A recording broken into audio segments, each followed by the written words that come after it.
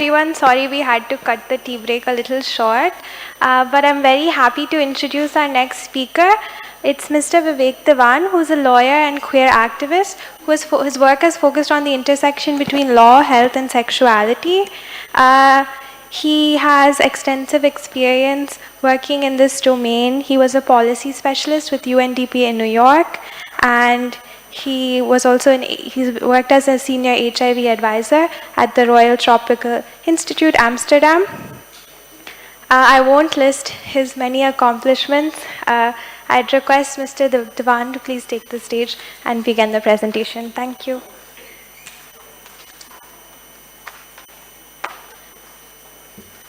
Right, thanks, yeah.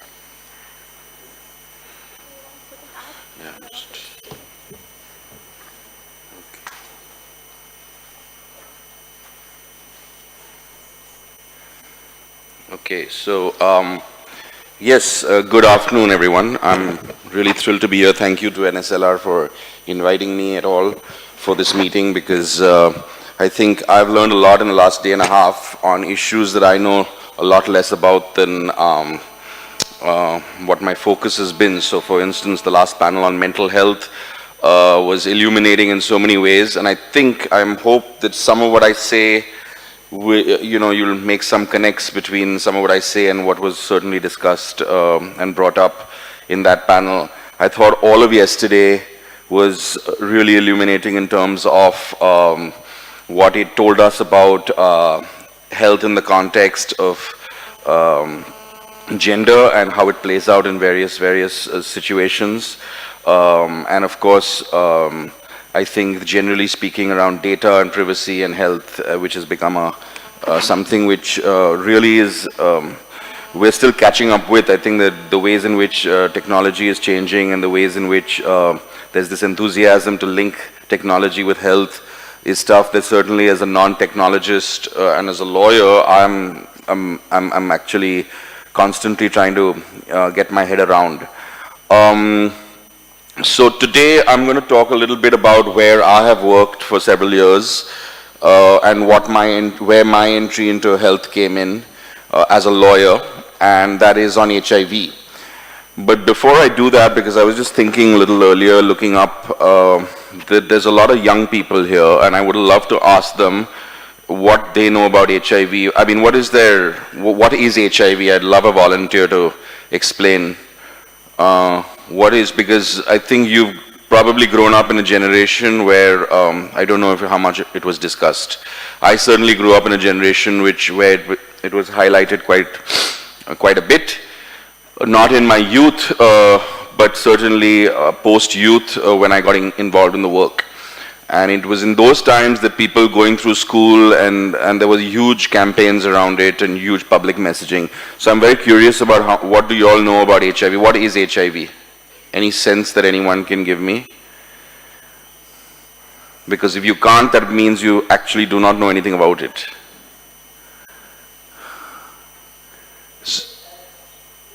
No one knows anything about what HIV is? I'm sorry? Yes, I said young, so I'm looking at the youngsters up there. Have you learned anything about HIV in school or elsewhere, within the family, or?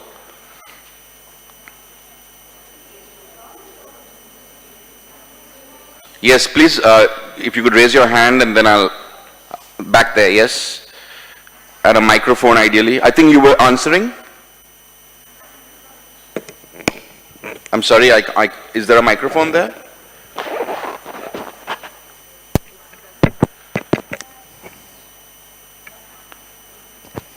Hello.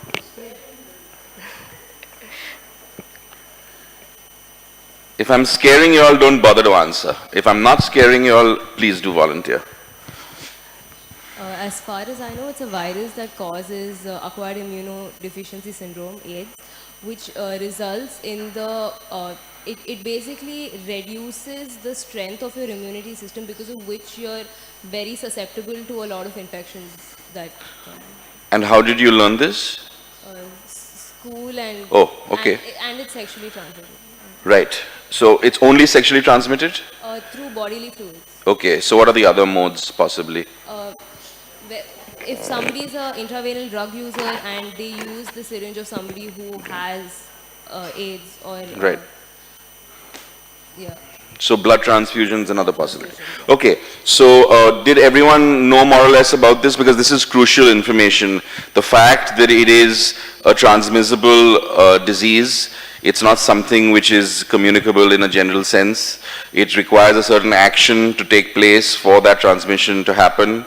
That it is sexually related, and so it's very, very, full of issues which are very ultra-sensitive, difficult to discuss publicly. And so, because of that, it came with massive challenges of how do we talk and communicate about this thing in societies and communities where it's difficult to have those conversations. So, HIV, and because it was sexually related, it came with its own baggage and stigma.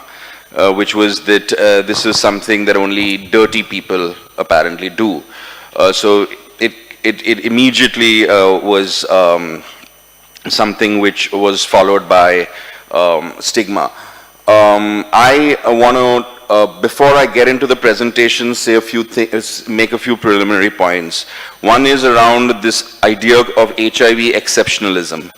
So I don't know, again, maybe in the younger generation you're less aware of this, but certainly for many of us in the health system working on health issues from our different vantage points and expertise, there was a sense that HIV was getting all the attention and to the cost of many other health issues in the country, I would say in the previous decade, in the late 90s. So for a good 15 to 20 years, I have certainly spoken to people who had a sense that this was getting such a priority, it got so much money, it got so much publicity that we were not talking enough about other health issues. And so for me, I think part of this presentation is to connect the dots between my experience and what we've heard in the last day and a half, which is that what can we learn from the experience of HIV, which could be beneficial in the other health contexts that we talk about. Of course, I speak as a lawyer. This is a symposium on law, so I'm going to talk largely about law and policy and the implementation of law and policy and the practice of law and policy. I'm not going to talk about the larger issues around health, although I think they are absolutely and completely connected to law. So, because we have a limited time, I'm going to try and focus it on the law. So, HIV really was a standalone disease-specific effort through the government. It had its own bureaucracy, which was set up, the National AIDS Control Organization. It had its own people appointed within it. It had at the state level its own district or state AIDS control societies. So because Mumbai was the epicenter of HIV, the city has its own AIDS control society, and Maharashtra had its state AIDS control society. You all might not be aware of this. A lot of this is actually now disintegrating because the funding is almost entirely seized. So what used to be a very vibrant, robust, very busy place of work and of attention is not so anymore. And I don't want to get into the rightfully so or wrongfully so argument. Priorities change over time. But there was a lot of attention given to HIV, and it became a disease of sort of what is known as a vertical program within health, where only HIV was looked at to, exclusively amongst those bureaucrats. This was possible because we got a lot of money, initially a massive loan from the World Bank, the government of India, and thereafter a sense occurred that India might be dealing with an epidemic so serious as in sub-Saharan Africa. So in sub-Saharan Africa, there was a time when 1 out of 4 adults in many countries, South Africa, Zimbabwe, particularly some of those countries, 1 out of 4 adults was HIV positive. My sister is a pediatrician who practiced in Zimbabwe in the early 90s, and she's told me that the kids who used to come to her clinic were brought by their grandparents because the entire generation was dead. So you're talking about a scourge which was decimating societies. It was massive. It is not so visible in terms of decimation anymore because we have medication. But I have also lived through a period in India and worked in that period in India around HIV where you saw death all the time. I remember visiting Tambaram Hospital in Chennai where you saw death. There was a massive palliative care center where there was just inevitable death happening. Whereas when I went 5 years later, 7 years later, you only saw life because everyone had medication. So the diseases also changed. But it got a special attention. And so I think because of that, I think a lot of the stuff around law and policy was much more fine-tuned and honed. And I think there's lessons to be learned. So what I was listening to today was really interesting around some of the stuff of where I felt maybe we already know some of these answers, or maybe those answers are there, they need to be tweaked a bit, and maybe we need to start talking to each other a bit about what we've learned and how we can help in other health contexts to advance rights issues. One of the key things that happened in the HIV context was also that human rights became part of the discussion. And there's a very peculiar reason for it, which I will tell you about. But I think there is also negatives to this. Negatives being that you only concentrate on one disease to the cost of a whole lot of other health issues. And there is no doubt, and I have been frustrated, I would say it's 2019, for a good 10 years now, that why are we not taking the models around HIV and actually kind of emulating them in other health contexts? Why don't we have the imagination to do that? There are systems that we've suggested in HIV. There are policy changes which we've suggested in HIV. We just have to be a little imaginative of how we can commit that to larger health contexts, and maybe that will already begin to have beneficial effects. Unfortunately, I just don't see that happening. The reason I say that is because more recently I've got involved in working on tuberculosis. And I noticed that in TB, which is different of course, but in TB there are certain aspects which are very similar. We are going around reinventing the wheel entirely. We are not taking the lessons we've learned from HIV, and it's really, really unfortunate. It's a massive waste of money and time, and it's a massive waste of life. So I think there's something to be said about learning those lessons, but I also am happy now in a way that HIV doesn't have that exceptional treatment that it used to get for many years, because I think we need to start integrating those lessons into larger health contexts. I'm going to talk to you about the lessons I've learned. I don't think there's some particular wisdom here, but I think that I can't speak for a more general kind of experience around HIV. I come from my vantage point as a human rights lawyer, as a queer person, so as a person who's a member of the LGBTQ community who has seen his own community members dying and getting infected. So I come from some of those aspects. I also come from great privilege. So I think one of the things that HIV revealed was how disease affects people because of their class background, because of their economic background, because of their social advantage or disadvantage, and that has revealed itself over time. I come from a vantage point which is complicated. I'm from the LGBT community, like I said, it's a high-risk community for HIV, but I was also hyper-educated, and so I was aware of what this was, how to protect myself, etc. And at the end of the day, I'm a lawyer, so I know possibly how to use the law in certain ways. The other thing, and the last thing I want to say before we get into these lessons, is that law and policy is not the magic wand for health. It just is not. It's not going to solve almost any problem.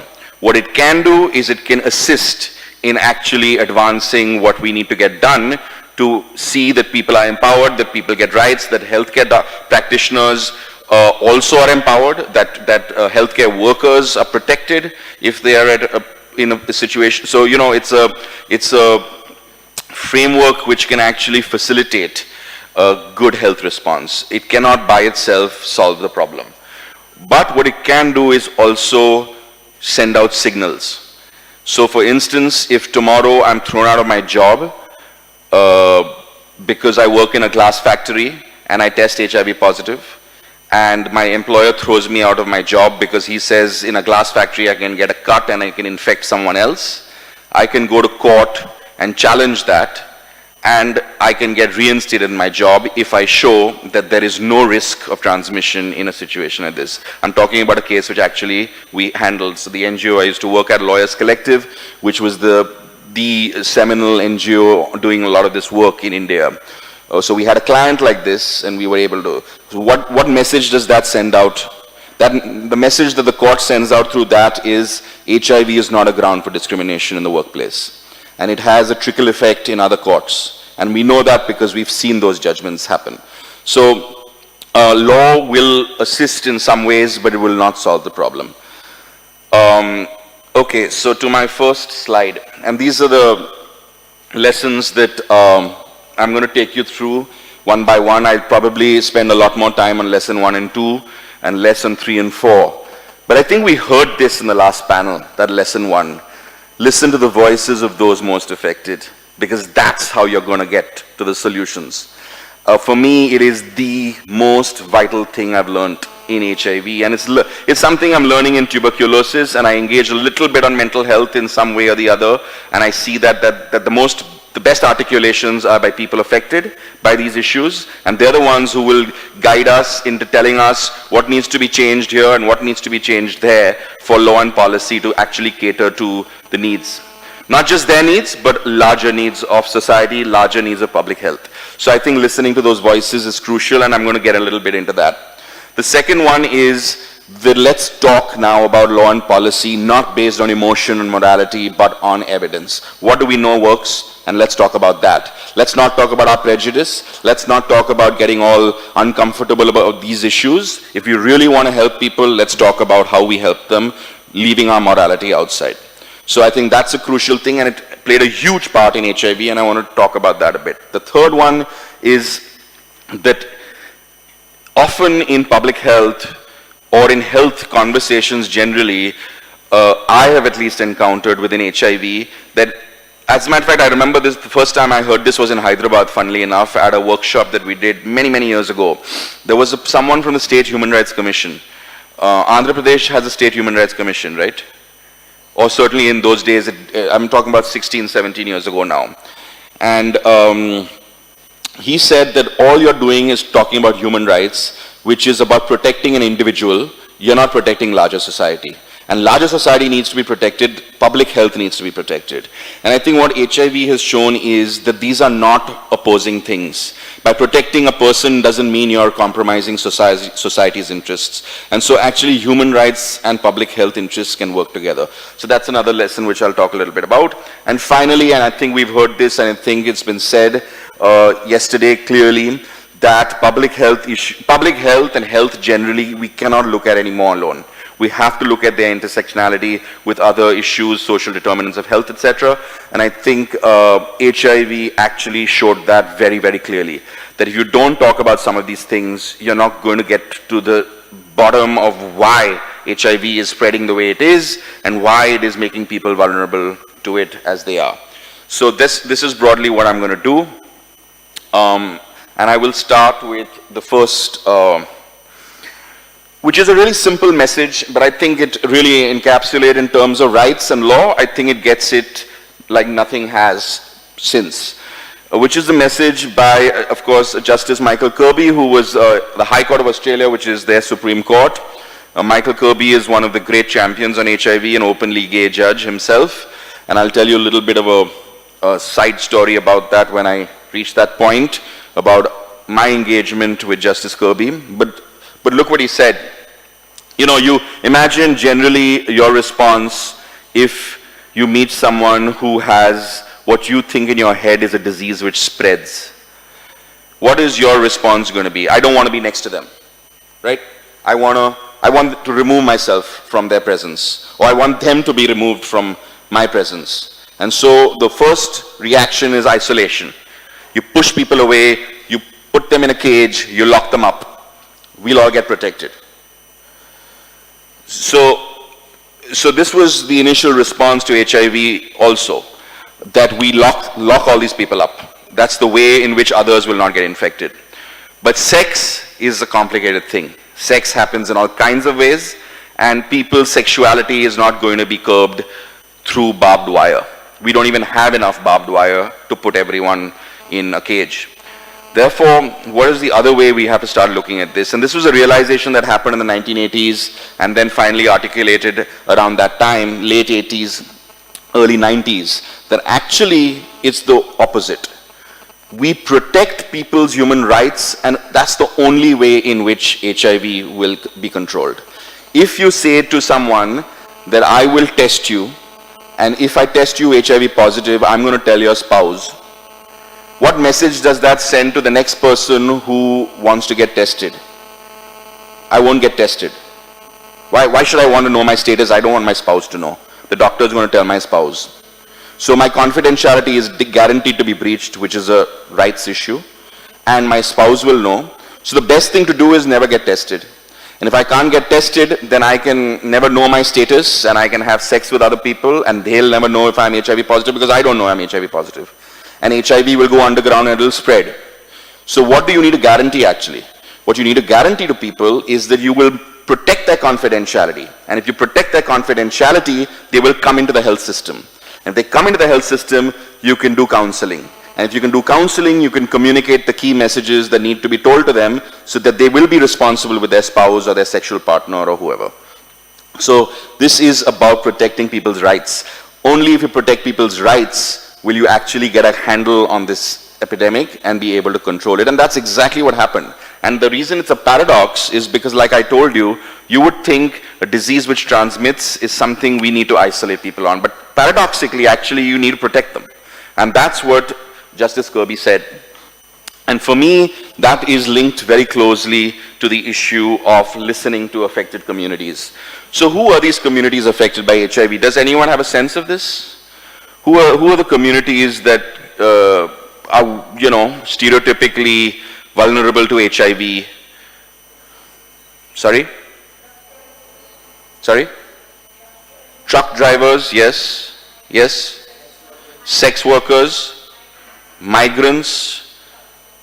I'm sorry? So people who use drugs, yes. Gay men, transgender women, etc. So there's a bunch of communities which, because of their behavioral patterns, because of their physiological issues, because of their vulnerabilities, because of social disadvantage, clearly reveal themselves as those who are most affected by HIV. And so it is those communities that we need to understand if we need to get a handle on this thing.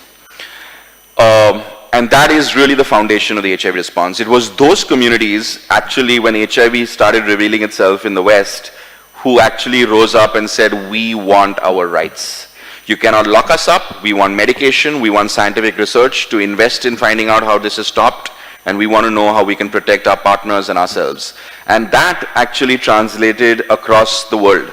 So I would say in most open open democracies where HIV happened, a lot of that empowerment happened. And in India, it happened in a big way.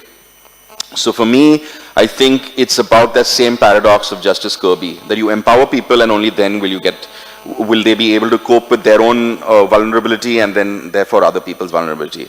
And what you need to do then is to guarantee rights to them. You can't say that these are bad people, and so therefore these lessons are linked to each other. There's morality which comes in here, there's also issues around looking at the complex nature of poverty, of economics, of gender, etc., and then kind of grappling with the issue, law and human rights too. So what HIV did was actually, the foundation clearly was that we need to include people. And if we need to include people, we need to support their communities. And so NGOs started becoming visible within big cities in India. MSM, we call men who have sex with men, so there was an NGO, so that was the terminology, the public health terminology which was used. So you had NGOs providing services for gay men, transgender people, sex worker collectives, drug use interventions for people who use drugs, etc. And you saw that this actually, this collectivization was empowering people in itself. Forget about giving rights or not giving rights, just a meeting space, a place to discuss and inform each other. And then to realize that actually we are humans and we have rights. And how do we exercise these rights?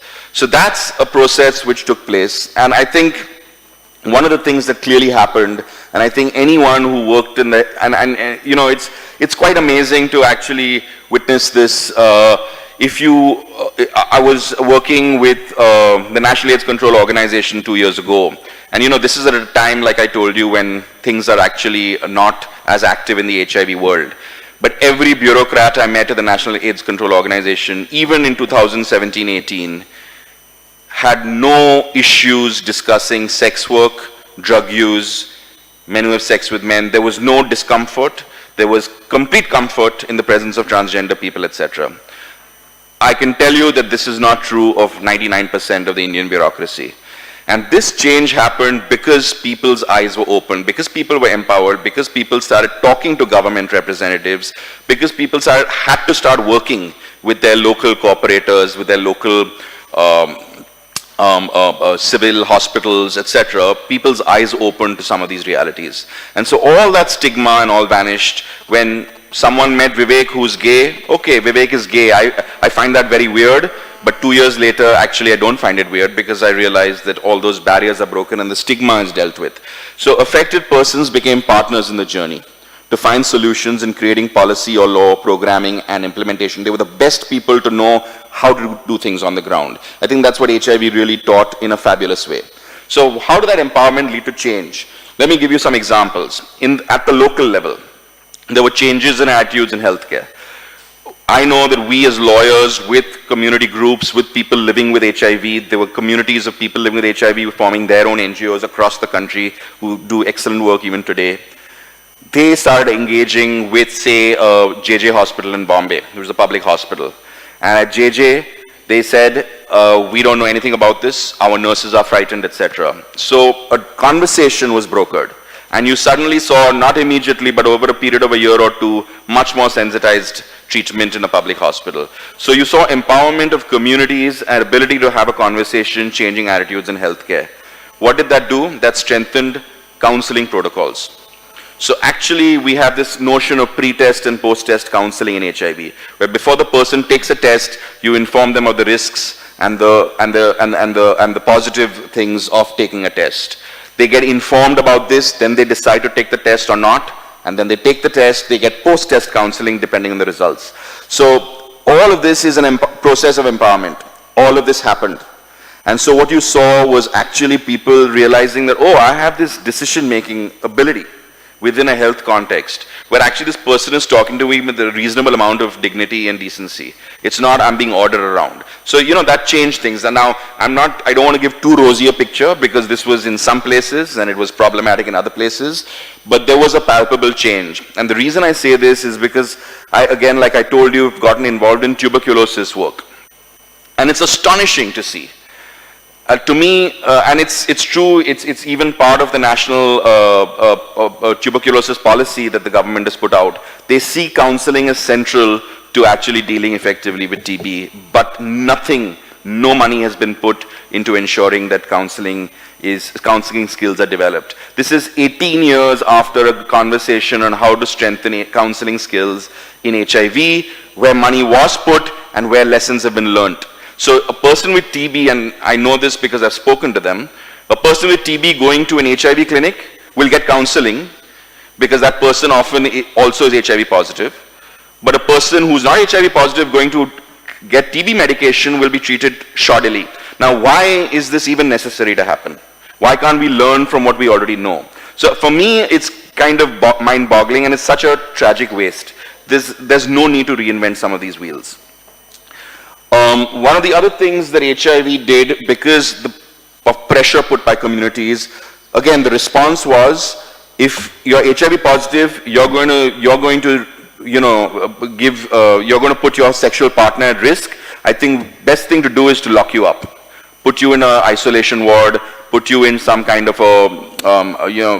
some system of isolation or quarantine, or put you in, or lock you up if you've infected someone. If you're gay, the best thing to do is actually 377 should be used properly so that you will be imprisoned and you will, etc., etc. Sex work, best thing to do is to use the trafficking law to get at you. So, an understanding evolved that the use of criminal law is only pushing this whole situation underground, and it's just not the right approach. There were many proposals over the years that we need to mandatorily test everyone before they get married. And if they get married, then we won't allow, if they test positive, we won't allow them to get married. Can you imagine the social upheaval that would cause. And just the approach of criminalizing and isolating. So all of this over time changed because communities were empowered, because lawyers were involved, because policymakers were sensitized, and it was a really interesting effort. Notions of confidentiality were developed. I think we began to talk really about confidentiality in the health context through HIV. I think it was there in the medical council regulations and in the Hippocratic Oath, etc., but it was meaningless. And it often is meaningless sometimes in Indian context where actually a person doesn't come to the clinic alone, they are with family. It's difficult to maintain confidentiality, but the principle was highlighted, and the understanding of healthcare workers that there's a value to this became something which was part of the conversation. And I think that really is reflected even in practice, I would say. With confidentiality comes notification. So there are certain situations where you need to notify the spouse or the sexual partner because they might be at risk. Now we have an HIV Act which actually very clearly defines those situations. So 12 years after submitting the law to the government, they passed the law, which frankly for me is somewhat meaningless, but should have been done way back. Anyway, so that was the change at the local level. What happened at the national level? At the national level, you saw the rollout of AIDS medication. Now, I think it's really clear, and I think we live in a time where we seem to forget our history in the matter of a few days. This did not happen out of the blue because suddenly the government of India felt compassion towards people who were HIV positive. This happened because there was a massive movement. It was partly reported in the media, somewhat not, but I was very much part of it, and I know how vibrant it was, and it was across the country where actually our generic companies were manufacturing and sending cheap medications to Africa, and people in India were not getting them. And that became a demand, that we have a right to health, and we need that actualized through the provision of affordable medication.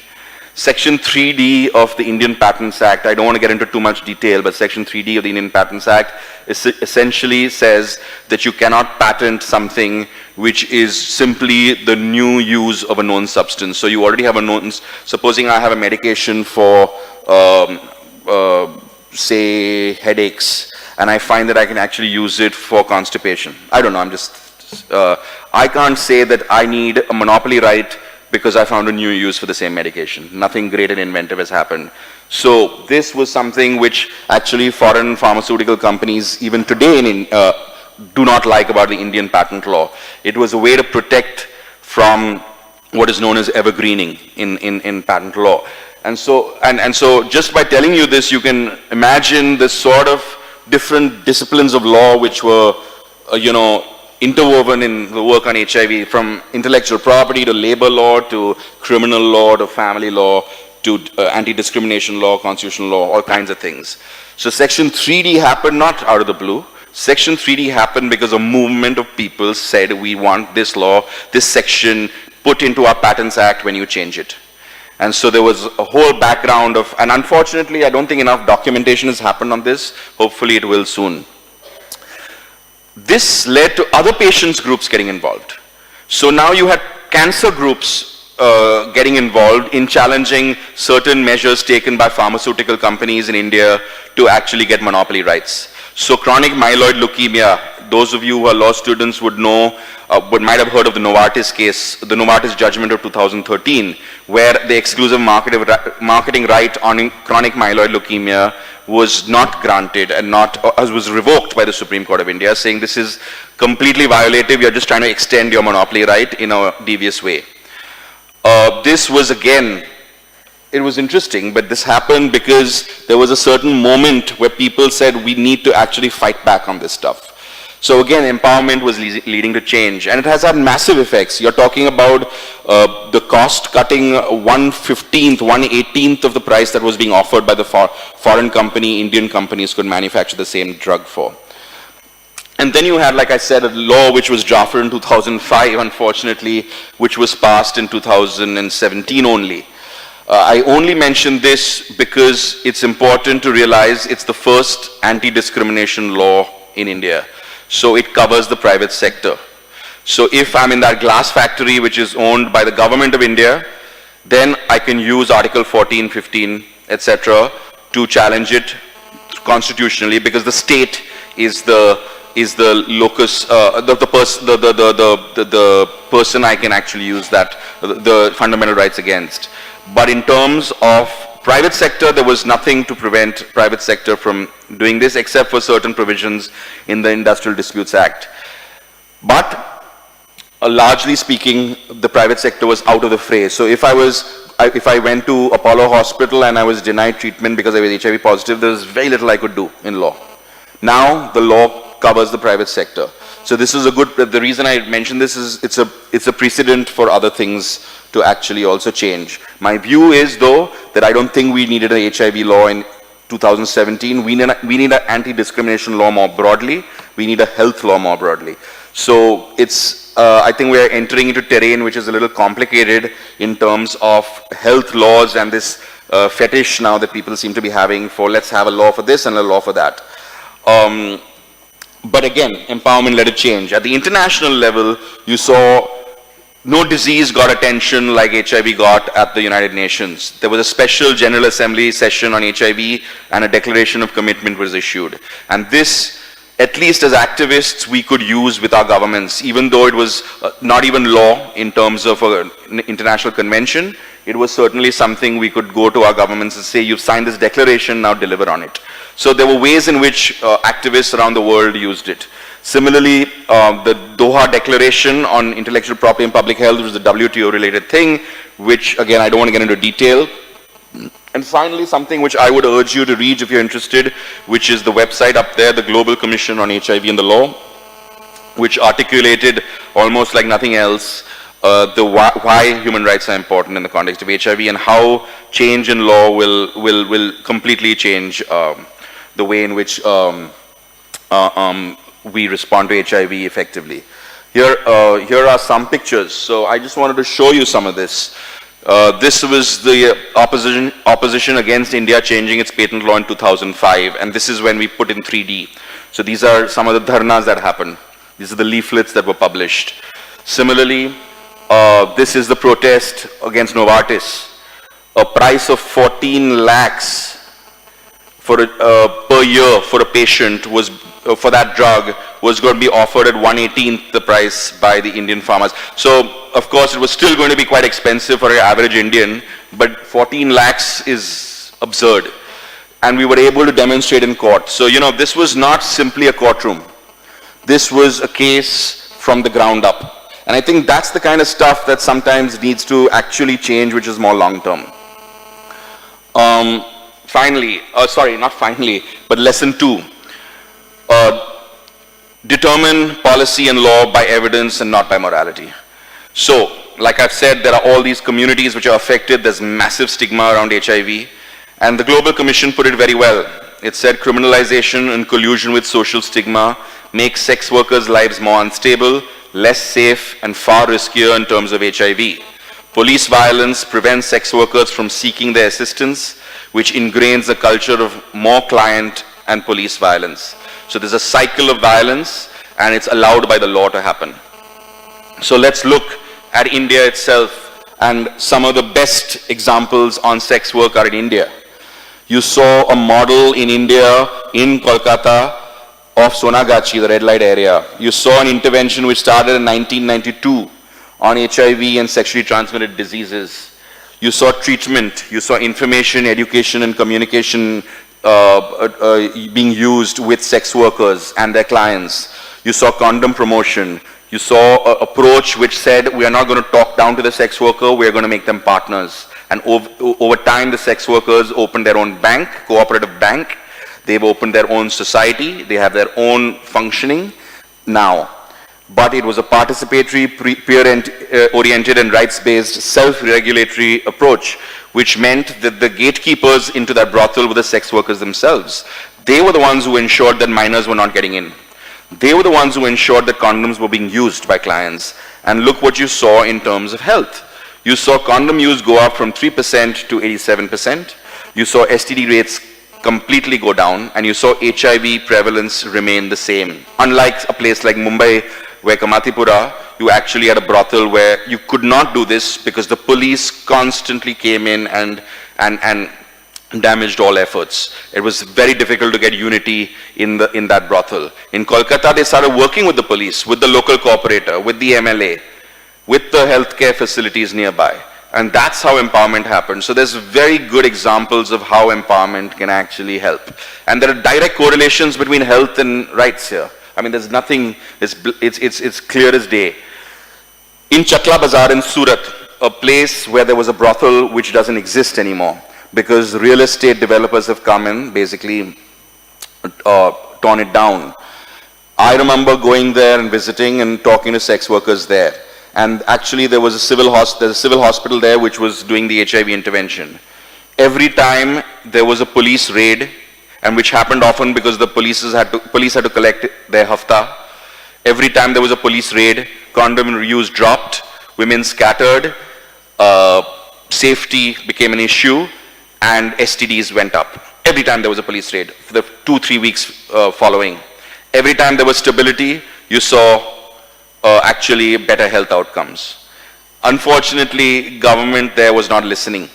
But this is the kind of stuff which rights being protected and health being improved. So there is all kinds of ways in which empowerment and evidence lead to public health good. So morality. So morality around a lot of this is PLHIV stands for persons living with HIV. So I think part of the effort in HIV is also terminology. How do we respect people? How do we not call them patients? How do we treat them differently, even in our language? And I think that was something which evolved over time in HIV. Persons living with HIV actually became empowered over time. And so you saw litigations, like I told you earlier, where now it is quite well established in many parts of the country that you can't just throw out a person because they're HIV positive from their employment. It's just not. It's disallowed by the courts, and it's not necessary to do. So discrimination was dealt with in certain contexts. Similarly, demands for treatment access, because a process of empowerment and collectivization happened, and resistance to patent granting. So even today, groups like the Delhi Network of Positive People and others fight against patents being filed in the patent office in India for pharmaceutical drugs. Even today, they fight this out with lawyers who assist them, and with scientists and pharmacologists who can understand all those complicated scientific equations and realize that this is not something inventive that is being filed, this is some evergreening effort. So that's the process of empowerment. And I'm thinking to myself, how do we translate some of this into other health issues? That's the question for me that I want to provoke through some of this. Sex workers movements, I've told you what happened in Kolkata. What has also happened is sex workers movement just recently. Like I think Vaijayanti was saying yesterday, fortunately we don't have a terrible, pointless, really obnoxious anti-trafficking law. Which got passed by the Lok Sabha, didn't reach the Raj Sabha, fortunately. So we maybe have, but there's a collectivization which happens. Activists come from ground because HIV has created some of these spaces for them to continue beyond HIV. But also, when they wanted to criminalize the client, now 12 years ago, it went to a standing committee. It was the sex workers movement which articulated the pointlessness of that kind of an effort. The idea being that if you want to prevent trafficking, you prevent demand, and therefore the problem will get solved, which is not. Trafficking is much more complicated than that. Sex trafficking, at least. Drug use, needle exchange. Do many of you know what needle exchange is? Yes.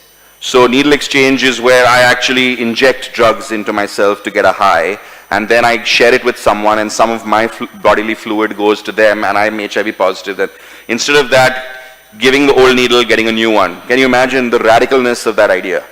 That you're actually, there's an NGO supporting drug use, but doing it cleanly. That was something that began to happen in parts of the Northeast, in Bombay and other places. So these are small changes, it's not big change, but it was helping health. And then LGBT community and the decriminalization. I think there's an impression which has been given maybe of late that this was the effort of 5 fantastic gay people in New Delhi and their fantastic lawyers. It was not. Nothing could be further from the truth.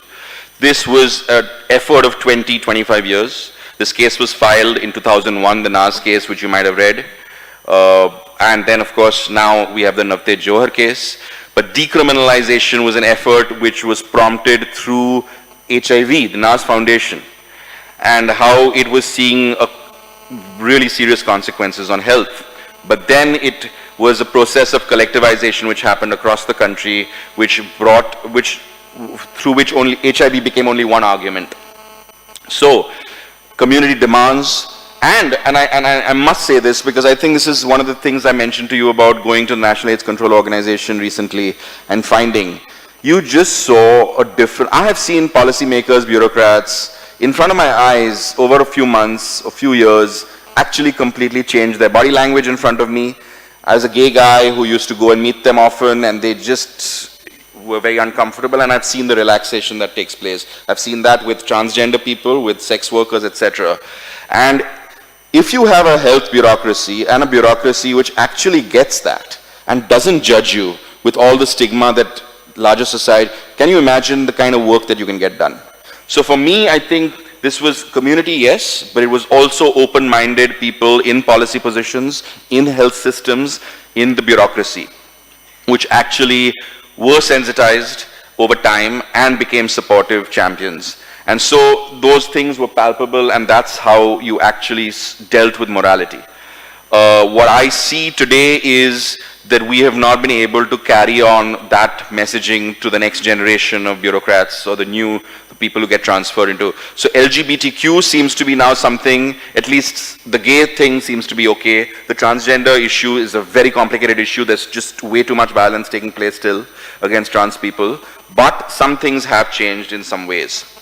And so just to again say that this Navteej Johar judgment didn't happen just like that. It happened because there was massive mobilization across the country over years. This was a protest in 2013 when we lost. How did that protest come about? It just did not come about. It came about because there was huge engagement constantly in communities around this case and rallying around it. So this is about empowerment. Lesson 3, and I'll go through this quicker now. That public health and human rights are complementary. They should not be seen as opposing. We need to recognize the value of human rights in the context of HIV, but also health more generally. Human rights are valuable because they're human rights. They are valuable in themselves. We don't need an argument for them. But in the context of health, they can even serve public health goals. And so I think this pitting of why do you keep that person's status confidential? Why should society not know that they are HIV positive is always pitted as individual versus society. It's not individual versus society. I've explained to you already that actually it's about if you protect that person, you create a faith in the system, and that person will come into the health system and they will get the information and all the devices they need to protect themselves and others. If you isolate them, the disease goes underground. And so in the HIV context, we certainly realized that it's not individual versus public interest. Individual interest itself is a public interest. So by serving individual interest, you're serving the public interest. And so let's not pit this thing of individual versus public, and therefore human rights versus public health. I think that we need to think through some of these things when we respond in terms of policy to some of these issues. My second to last slide is intersectionality.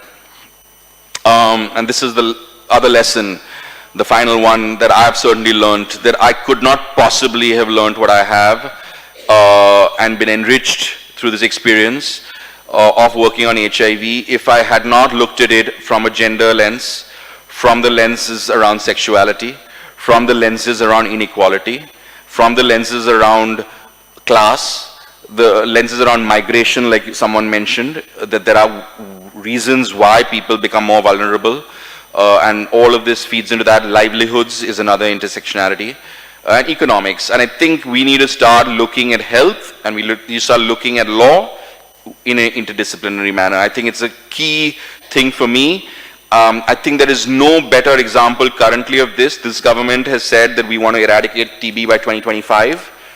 There is no better way of doing that, because TB is really an issue of the intersections of health with the various other issues. TB is actually often a health problem because people are in environments where they actually cannot have the tools to protect themselves. So what do we do about things like sanitation, about ventilation in public housing? I mean, these are simple things which can actually deal with TB in quite good ways, but they're complicated in terms of policy and bureaucracy. Yet, we need to pay attention to this constantly. And therefore, I think this is something we need to keep in mind. I'm sure around mental health there are intersectionalities. I'm less attuned to it, but I'm sure that that's something we need to start thinking about. Part of thinking about this kind of a multi-sectoral way of looking at things is also to build allies, because you will find champions in some of these areas and they will become allies for the change that you want in your health context. So I think we need to talk about health also more generally in these contexts. And finally, how can we adapt some of these lessons to other health contexts? So the Mental Health Care Act was discussed earlier, 2017. It's quite something. I've gone through it. It's quite extraordinary in terms of autonomy and consent. I think that's wonderful. I think that obviously articulations of autonomy, which you saw in the Puttaswamy judgment also on privacy, are being reflected in law. The HIV Act had a very strong sense of them, and I think we're seeing this articulation happen in other contexts like the Mental Health Care Act. There's the end of life care legislation. There are a couple of legislations circulating. There's a bill which is the government has proposed, and then there's a bill which has been proposed by some people from the health community, the healthcare community. Many of them were part of the care that was given to Aruna Shanbag before she passed away. And so, for that, obviously was such a life-changing experience for them that they thought that we have to have something around end-of-life care, decision-making, etc. So there are drafts circulating for the last few years. I think it's questionable about where they're coming from. Are they coming from an empowerment approach, or are they coming from a defensive approach of we need to protect the healthcare worker and not get into trouble and liability, etc. So anyway, these are things that we need to think about in terms of other health contexts. Counseling, I've told you already, this is so vital to tuberculosis. What you can tell people about tuberculosis, how to prevent it, how to stay less vulnerable, how to make others in the family less vulnerable, is something that you can actually do if you really bolster counseling. I don't see it necessarily happening. Consent and confidentiality, again in the context of TB. If I was trying to actually put this up for you, but I couldn't find the document. There is guidelines on active case finding issued by the Central TB Division of the Government Ministry of Health. It describes, it's shocking what it describes. It describes so basically you have to go around actively finding cases of TB. And it describes workers going around villages with religious leaders, community leaders, etc., knocking on doors, literally knocking on doors and asking for people to be tested. I can't even imagine the kind of social upheaval that causes, apart from issues of just complete lack of respect for people's privacy and confidentiality.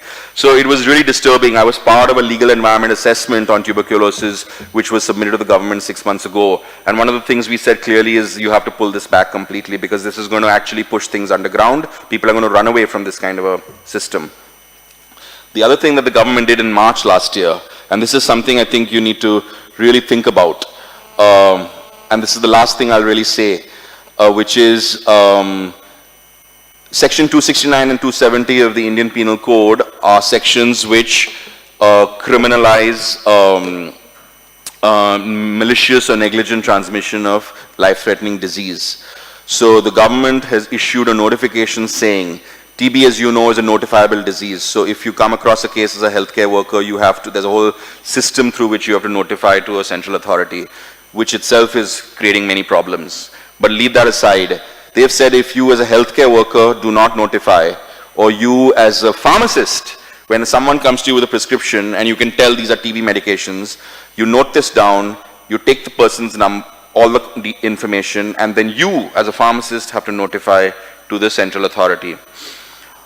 If you do not, you're liable under section 269, 270 of the Indian Penal Code. So pharmacists and doctors today are liable for malicious or negligent transmission of a contagious disease if they do not notify. I find that astonishing. I find that as, frankly, just ill-informed and really stupid law and policy. Why? Because it inherently seems to be something which is not even applicable. I don't think section 269, 270 was made for pharmacists and doctors who don't notify. But what does it do?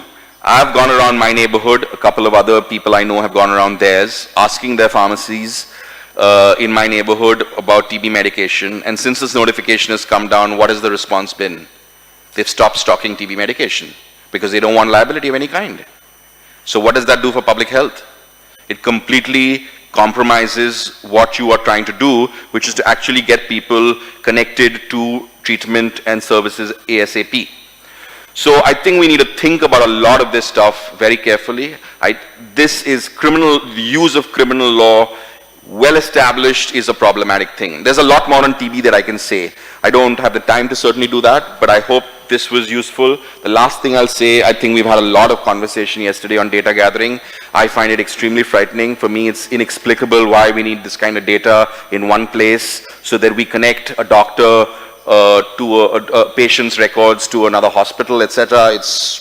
I just don't see the necessity for it, and I certainly don't see it being a priority before you have privacy and all kinds of other regulations in place to protect people's rights. Thank you.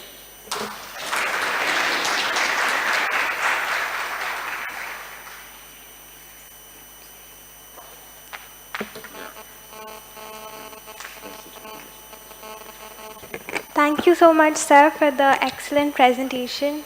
It was very well thought out and illuminating. Now we'll open the floor for a few questions. Sir.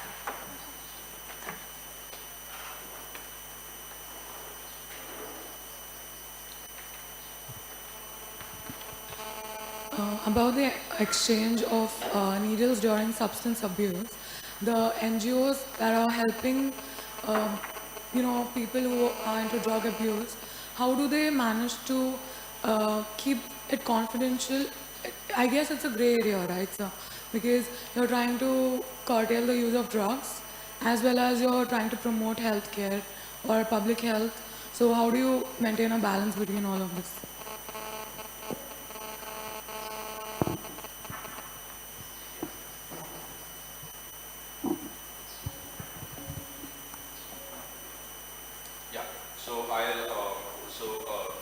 The package of needle and syringe exchange is a harm reduction package, which is not just simply about exchanging. It's a whole bunch of things. It's about counseling a person. It's about encouraging them to come back. It's about encouraging them to tell their partners. It's about encouraging them to bring their partners. So, there's a whole bunch of, so it's a very detailed guideline that has been issued by the WHO, UNAIDS, etc., which is followed as a protocol by these kinds of NGOs. This is extremely difficult work, so it needs to be done with very strict protocol. In terms of maintaining record, what it does is needle exchange protects public health. It's demonstrated over and over again that actually if you provide a drug substitution or you provide needle exchange in the context of HIV, you can actually markedly reduce transmission. It's astonishing, the figures across the world in many, many contexts. So in terms of that, I don't think that's an issue. The public health good is served. In terms of confidentiality, I think the protocols for a lot of this are around a decision will have to be made by the healthcare provider about whether if I've given this person counseling, so it's like a marriage. In a spousal relationship, someone tests positive, what's my duty as a doctor to tell that person that their partner is HIV positive? So I have to weigh the risks. There are protocols. For instance, under the HIV Act now, you have a whole system through which you have to assess how much of a risk this person might pose. If you feel there's 4 or 5 conditions to satisfy before you breach. Similarly, needle exchange, there'd be protocols for the person who's giving the needles to assess whether this person will actually take responsibility, bring their partner in, or allow the partner to come in, etc., or not share needles. So this is tried and tested stuff, and it's happened over a period of time. And what you're seeing is that we will keep your status confidential. We will have to breach it if we see that there's a public health compromise taking place. So, you know, a lot of these rules like informed consent, confidentiality, discrimination also is not absolute rules. There are exceptions to every rule. You might have to discriminate against someone for some reason. I can't think of very much in HIV, but there will be exceptions. In confidentiality, there are exceptions. Sometimes in informed consent, there are exceptions. So for instance, in the context of TB, informed consent is not as fully formed. As a matter of fact, guidelines say that you certainly don't need informed consent, which is a different level of consent.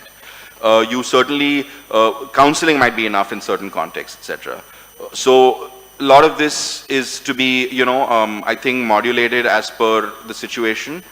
But I think there are enough protocols to give guidelines on when you breach, when you don't, etc. And needle exchange also has those. Yeah. Hi. I've been reporting, I'm a journalist on TB and cancer medication recently, so I've followed up on bedaquiline and delaminate, the drugs that are used for drug-resistant TB. Yeah. Now, the companies have found another way to go past the law, is that they're giving donations, but the donations are not nearly enough.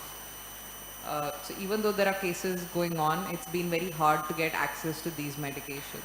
Secondly, in cancer, apart from the legal route, another route I remember during when HIV was growing in US and generic medications were being sold here, people had formed something called buyers clubs. There was a movie also made on it, Dallas Buyers Club.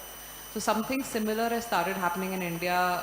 There are buyers clubs on cancer, and people are getting medication from Bangladesh because it has LDC category and they can produce patented drugs and they're a lot cheaper than what they are here. So apart from, say, buyers club or the legal route, are there any other ways? Because as, like you said, there are lots of learnings, but the pharma companies are also getting smarter and they have found ways to get past these. Any newer success stories that you may have come across? I'm not able to immediately recall a success story which is recent. The buyers club thing is interesting. I didn't even know that that has developed in India. I had no idea, which is fantastic news. I think that's a way of circumventing all the nonsense that the law provides. So good, more power to them. In terms of donations that you mentioned, this is the PR that a lot of the pharmaceutical companies do. So even for Novartis said this when the case was filed against them, that, oh, we give for the needs that are required in India, which was nonsense. And then they projected this, and they have the money power to do so as this really caring company. In any case, I think there are ways in which, particularly around bedaquiline and stuff, things can be done, but it's really not for civil society and activists to do. All they can do is pressure government to issue something like a compulsory license. Now, the government of India is not issuing the compulsory license, which I find interesting, because the fact is, if they want to eradicate TB by 2025, you're going to have to get this kind of medication available to people with MDR, XDR. It's not happening because of these few donations being given and the company saying we have a monopoly right, no one else can manufacture. The law allows what is known as a compulsory license, which I imagine many of you know, which is the power of government to say, we take this, we will actually, because there's a public emergency or a need which is not being met in our society, we will take this right to manufacture and give it to someone else locally who can do it at a cheaper level. It could be negotiated through a royalty, or it could be just strictly done. Now, that's for the government to do, and I know that there are demands. What is interesting for me, and again, something I'm not saying this as a negative or a positive, it's just what it is that, and it's very interesting, I think it's interesting for many of us who work on health, is to have realized that actually the TB movement is for some reason not as empowered as the HIV movement was. It's very interesting. I think part of it could be that people don't live with TB all their lives. So you don't, the way you identify with HIV, it becomes part of your identity. I've noticed that with a lot of people. It doesn't seem to be with TB. And so I think that's, so the collectivization and the constant push and the constant advocacy that happened, for some reason that empowerment thing is not happening in TB. There's an attempt, there's many of us working around some of this with survivors and others to say, okay, how do we get this articulation more out there so that government listens? I think part of it is that push might not be coming. I don't know. There has been enough media coverage. You've covered it probably yourself.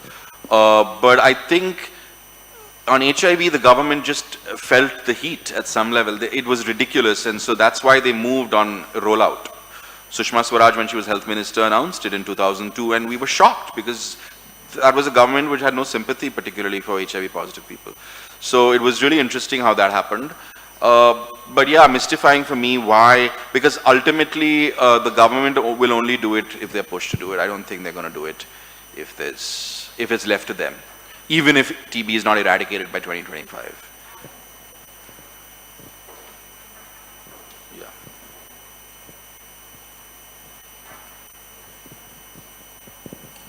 You spoke about all the issues wonderfully that come out, and it's true that informed consent, the entire infrastructure, the concept, the idea was introduced by HIV.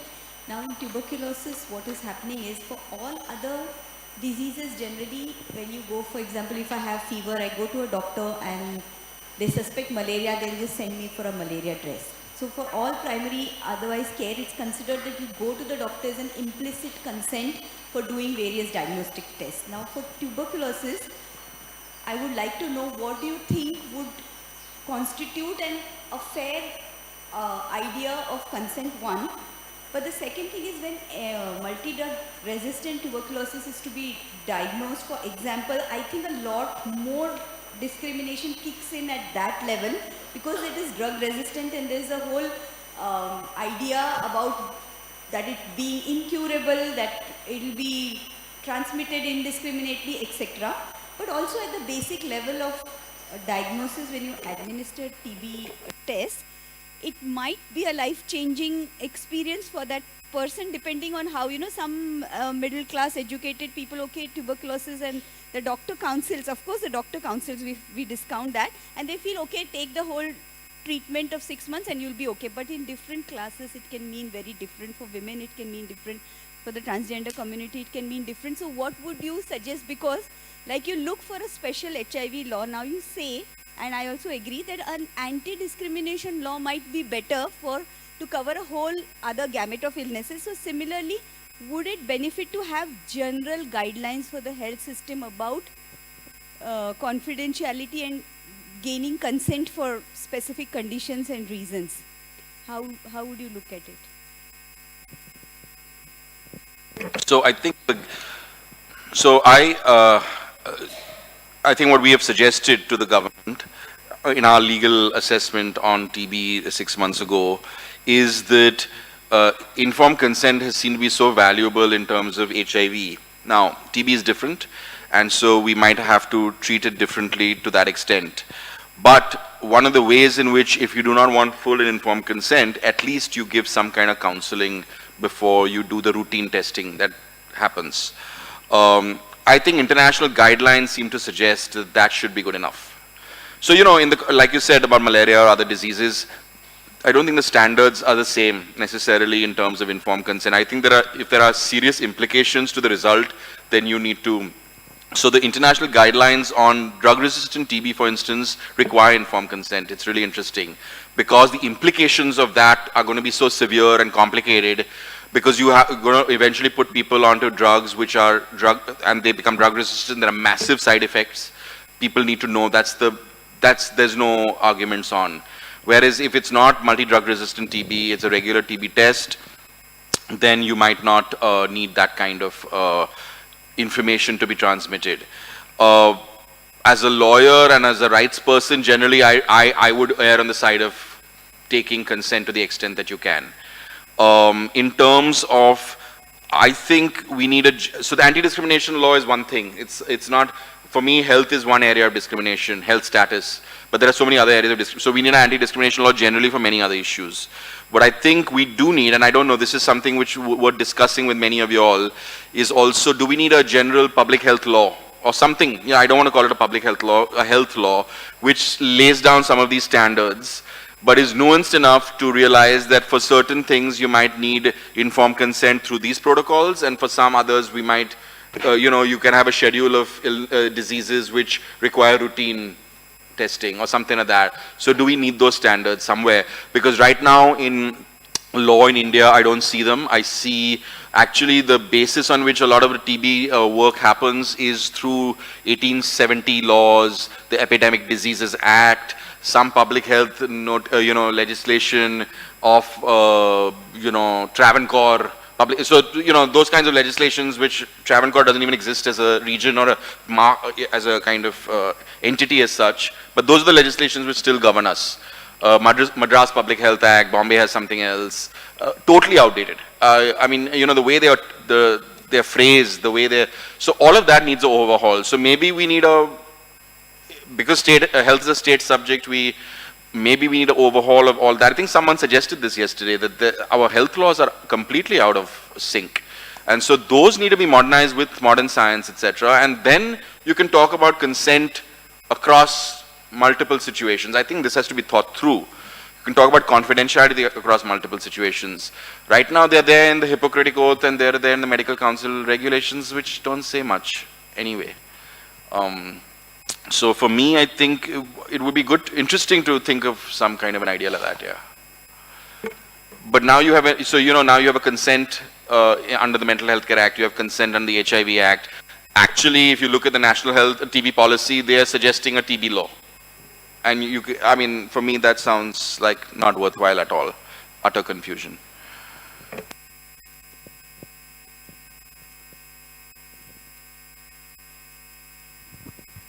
Hi, I had two questions essentially. You talked about access to healthcare and affordable healthcare in the context of human rights, and you talked about patent clause and compulsory licensing, etc. But what are we doing about essentially with regard to best sexual health practices and the stigma associated with sex generally?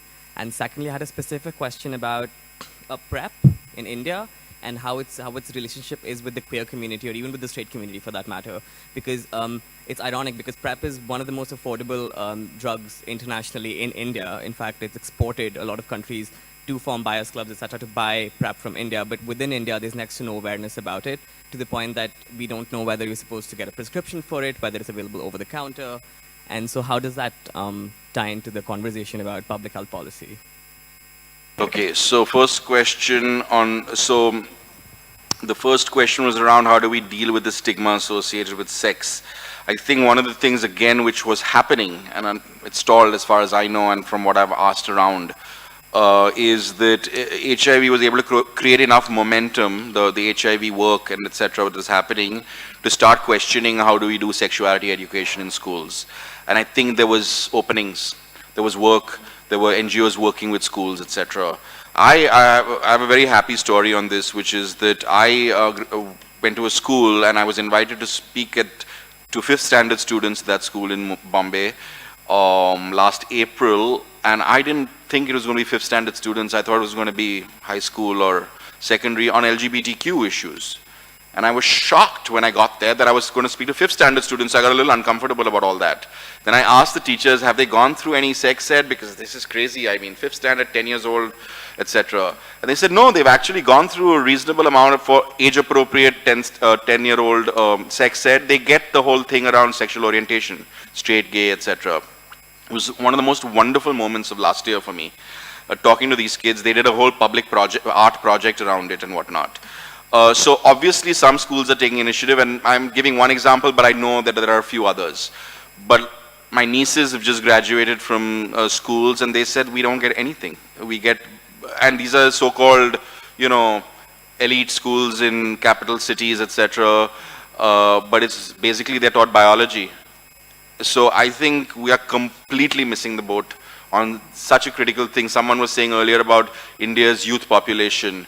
We're massive. We don't talk about this. We don't talk about masculinity. We don't talk about gender identity issues. It's really a tragedy. And you see it every day in the newspapers, how it's playing out, you know, the violence that it's generating and stuff.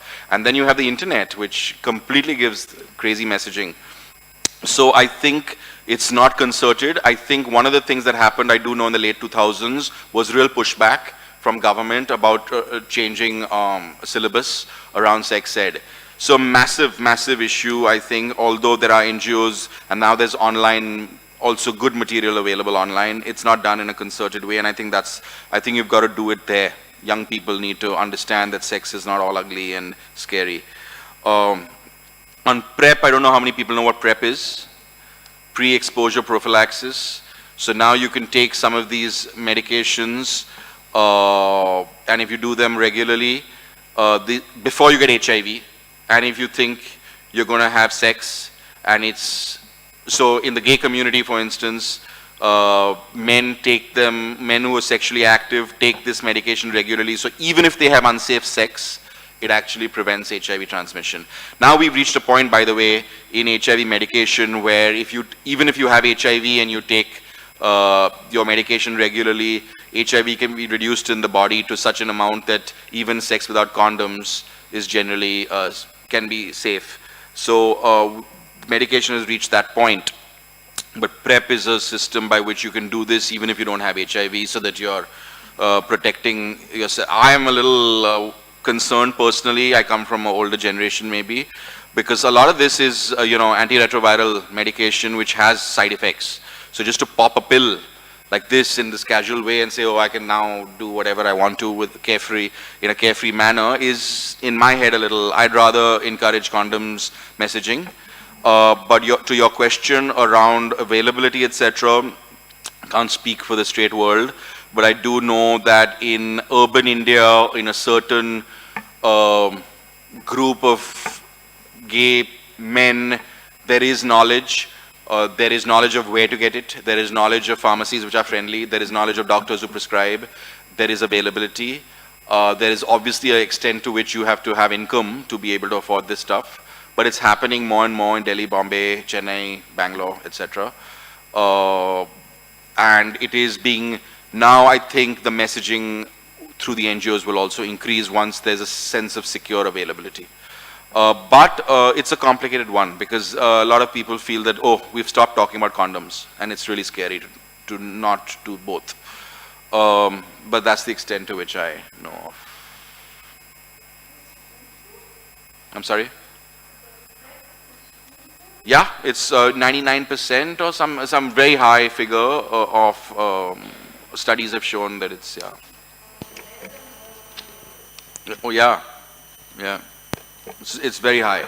But it's high in sense of transmission, but my concern is that antiretrovirals have side effects. So are we thinking enough about that? I mean, this is anti-cancer medication. Antiretrovirals are often anti-cancer meds. So you're taking something into your body which is meant to fight, ailment which is serious, and you're taking it as a prophylaxis. I don't know over time what effect that will have, but yes, in terms of transmission, it has shown massively good results.